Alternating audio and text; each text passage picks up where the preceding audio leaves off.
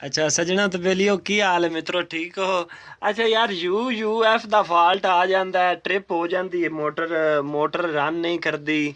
ਅੱਗੇ 00 ਚਲਾਈਏ ਤੇ ਇਹ ਹੁਣ ਇਹਦਾ ਟ੍ਰਿਪ ਕੱਢਿਆ ਨਾ ਜੀ, ਤੇ 50 ਆ ਗਿਆ। ਤੇ ਇਹ ਵੇਖੋ ਜੀ, ਅਸੀਂ ਹੁਣ ਚਲਾਣੀ ਹੈ ਤੇ ਯੂ ਫਾਲਟ ਅੱਗੇ ਆ ਜਾਣਾ। ठीक है, मोटर चल गई है लेकिन लेकिन ट्रिप हो जाना। ठीक है ना, मैं हाथ नहीं लाया, ट्रिप हो गई। अच्छा सिंपल जहा काम है, बड़े आसानी नाल इहदा असीं सैटिंग कर सकते हैं। इतना खास वड्डा मसला नहीं हुंदा, बंदे बहुत ज़्यादा परेशान हो जाते हैं इनू लैके ना जी। ये तो बड़ा वड्डा मसला आ रहा है जी, ट्रिप हो रही है, कोई मसला ही नहीं। ये सिर्फ और सिर्फ छोटा जिहा काम है जिहड़ा असीं करना। सब तो पहले पी प्रोग्राम वाले बटन नूं दबाना, ठीक है, इस गुट वाले नूं। उस तो बाद PB आ जाना। उईं तो काफ़ी हैंड, लेकिन असीं PB दे विच जाना है, ठीक है ना जी।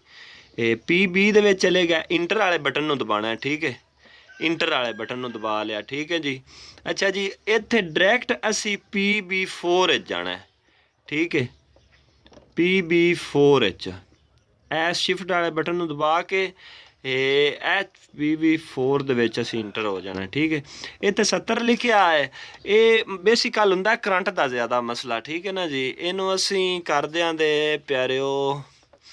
अच्छा जी, इनू कर देंदे 100 ते कर लो, या तुसी 90 ते प्लेटां दे हिसाब लो वेख के। 110 तक साडे को रेंज हुंदी है। ते ए शिफ्ट वाले बटन तो अगा मदद लैके ते असी ये कर सकने, ठीक है ना जी। इम्पॉसिबल है। 100 ते फिलहाल मैं रख रहा, ठीक है ना। मेरिया प्लेटां ज़्यादा ने, इस वजह तो मैं 100 ते रख रहा। तो इस तो अगे हुंदा है वो PB4 ते PB5 दी मेन ये सैटिंग है, ठीक है ना जी। अच्छा अगे आ जावां ते 5 विच। अच्छा इत्थे 00 लिखिया है, इत्थे आपां कर देंदे 30 या 40 कर देंदे।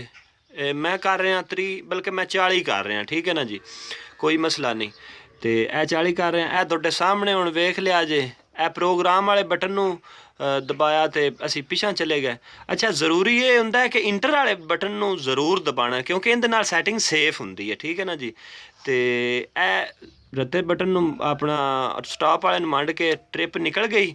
अच्छा हुण इहनूं वेख के चला के चेक करिया जे।